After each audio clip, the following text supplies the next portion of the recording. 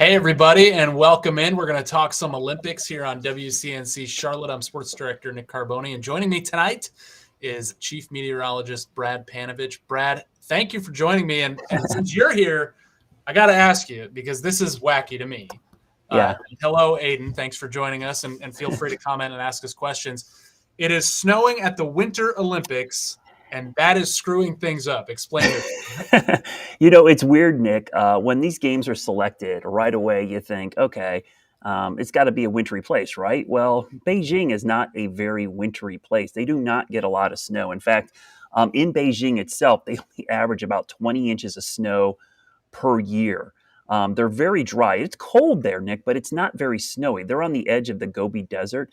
In fact, they don't get a lot of snow. So when they saw snow this week, it was kind of rare. You see some of the images there. They ended up with about 6 inches of snow there. And it actually was problematic because, first of all, they're not used to dealing with snow. It affects travel. But for the skiers in particular, one of the things that's interesting about skiing, like you and I, if we go to beach or Sugar Mountain, we ski on really soft kind of snow that falls like you're seeing there. The snow that the alpine racers like to ski on is really hard pack. It's really icy. That's why you hear when you're watching the games that sound, that's really hard packed snow. And in fact, they like the man-made snow because it's a controlled surface. They know what they're getting. When you throw this natural snow on top of it, it's really slow. And you saw that in some of the races where they were skiing with the snow falling and they would go into like a shaded spot and it would actually slow them down. So some of the times you're seeing like in the Super G and the downhill was actually much slower than you would expect because of that natural snow. It's bizarre. You don't normally expect to see snow over there, and this was a rarity for them. Yeah, it's so interesting. I read that they were using leaf blowers to clear out the cross-country skiing tracks of the fresh snow to keep it to the man-made stuff like you were talking about. And visibility, Brad, just like in anything we do, that can be an issue too. These skiers were saying the flakes were so big, I wasn't able to see. So not only what they're going downhill on, but what they're seeing in front of them affects their time. Yeah, and if you've skied at all, one of the things that's really frustrating is something called flat light, and that's when you got no sunshine, you've got snow falling, and if you ever wonder why they paint that blue and some of the colors on the snow, it's because if you don't have like amber lenses on, you can't see the texture of the snow very well because it's really flat. So when it's snowing like that, it doesn't make for really great visibility, and it's really tough to see the bumps and the churns. It really does impact them. Now, the one thing they've had plenty of, Nick, is cold air. I mean, it's been in the teens, single digits, and 20s. So it's been cold. They don't normally see snow. You see shots like this more often than not where there's snow on the actual runs, but there's no snow outside of there. That tells you that most of that is man-made. The only thing that's great about natural snow in the Olympics is it makes for these beautiful bump shots that NBC gets of the snow-capped mountains. But for the skiers themselves and the competitors, they much rather have the man-made stuff than natural. So just one more quick thing on this. I know there's not like an exact comparison, but in terms of how strange it is to see snow in Beijing this week, it's a city that hosted the Summer Olympics. Is there a U.S. city where it'd be like, wow, they had the Winter Olympics there? Well, as far as snowfall amounts, you're probably talking about the average snowfall you would see in like Louisville, Kentucky. Okay. Now, it's much colder in Beijing than Louisville because of the elevation. But as far as snowfall amounts, that's about the average they get, which would be similar to Louisville, which is interesting because, they had this high elevation and they figured they were going to make all their snow and that was going to be fine. But they have rugged mountains. If you've seen the pictures, they are really steep. And in fact, the National Sliding Center there, I think, if I'm not mistaken, is one of the steepest ones they've had for any of the Olympics. So the steepness is not, or the grade is not the issue. It's always been, the natural snow that they don't normally get. And then this week, of all weeks, they finally get 6 inches of snow. My buddy Garce is over there in the production crew, and he's working for NBC, and he was telling me, he's from Colorado, and he says, it was interesting. It's 6 inches, and they were out with, like you said, leaf blowers and brooms sweeping it off, and they tried to clean everything up. But he said most of it did melt pretty quickly by the middle of the day, so it wasn't really much of an issue after they got to the daytime hours. That's fascinating. And not only are you a weather expert, obviously you follow sports really closely. And one of the big storylines at these Olympic Games, unfortunately, has been 15-year-old Russian figure skater Camila Valeeva. And just to recap, she wowed us all at the beginning of the games with she's the first woman to hit a quad jump in an Olympics. She did it twice in one routine, and then it was brought up that she was flagged for testing positive for a trace amount of a banned heart medication in December, I believe. So there was this, is she going to be able to continue? Is she not? And an arbitration court decided that she could continue to compete without, and the IOC and anti-doping agencies, they're not happy with that decision, but that's the decision that was made. For me, Brad, I just feel bad. This is a 15-year-old kid, and who knows what's going on over there that's causing her to take these medications. We've got to understand we're not dealing with an adult here. This is a kid. Yep. And Nick, first of all, everyone thinks, okay, it's the Russians, right? They've already been banned. That's why they're competing under ROC and not under the Russian flag. So you immediately have doubts. But you mentioned that she's 15 years old. This happened in December.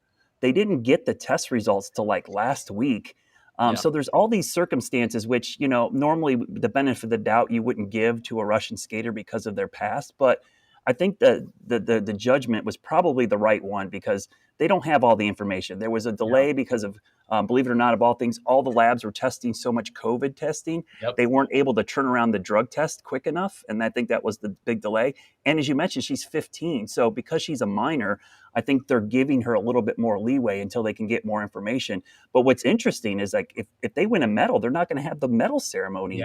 Because they want to make sure it's a legitimate medal. So talk about an awkward thing. I mean, even for the silver and bronze winners, they're not going to be able to participate in a medal ceremony because potentially the Russian team, which will probably win a medal. I mean, she's going to win a medal, I think, just because she's the best skater in the world. Then they don't get to participate in the medal ceremony. So it's a tough situation all the way around. I understand the skepticism people have because of the past with the Russians, but I think it is fair to give her the benefit of the doubt because she is so young and it happened in December and there's all these other circumstances going on.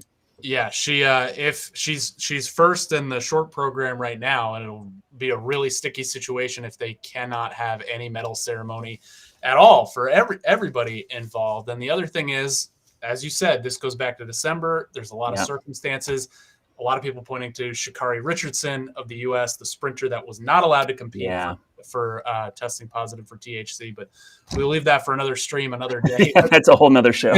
Let's switch to hockey, Brad. This is the U.S. teams. The women are going to play in the gold medal game tomorrow night. Oh, yes. 11 o'clock. We're going on early. So we'll get to really watch this one. USA, Canada, and women's hockey is as good of a rivalry as it gets in sports right now. Yeah, it's amazing. And you think about in the Olympics, the two women's sports that have their biggest rivals as Canada right now are U.S. soccer and U.S. hockey on the women's side. So it's pretty amazing, this rivalry. I mean, it's a country that borders us, so we have kind of a natural built-in rivalry. The Canadians by far have been the best team. They have just been blowing people out. But with a rivalry like this, I think in the gold medal game, I think you throw all that out because it's just such a tight competition. The big question for me is I've watched a lot of these games because they've been on in the mornings on USA. I'm glad this one's on tomorrow night. They have three great goalies for the U.S. team.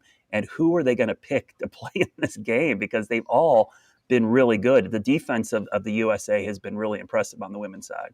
And it's kind of like that, when we see two NFL teams, great defense against a great offense.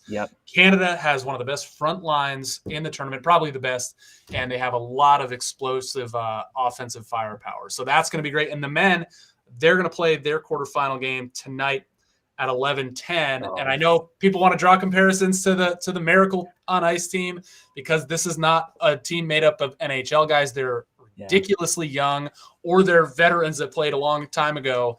And they're college guys. So I think that brings a different element into it that we haven't seen in a while. I love watching the U.S. team compete when they have the NHL players, but it's cool to see these kids put it together, and we'll see if they can make the gold medal game. Yeah, and Nick, this has kind of been like the quietest story of the Olympics because they've been playing amazing, and they're a bunch, like you said, a bunch of no-name players. And it's really been impressive. So this will be exciting to watch them play. And if you've never watched Olympic hockey, it is much different than I think NHL or anything else. The rink is bigger. There's more space. It's more wide open. And I just love Olympic hockey. To me, even as a kid, that was my one sport that I loved watching during the Winter Games because it was just so exciting.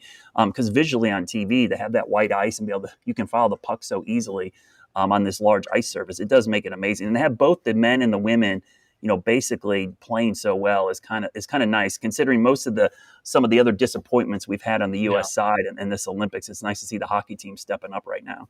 All right, you can watch the U.S. men in the quarterfinals against Slovakia tonight after 11 o'clock, and the women in the gold medal game against Canada tomorrow night. Brad Panovich, thanks for joining us and explaining all this crazy snow stuff to us. It's fascinating. We're not going to get any sleep now, Nick. We're going to stay up and watch hockey. I know. That's the benefit of working NBC for the Olympics. Thanks, everybody, for watching. And we're doing this most every night at 10 o'clock during the games.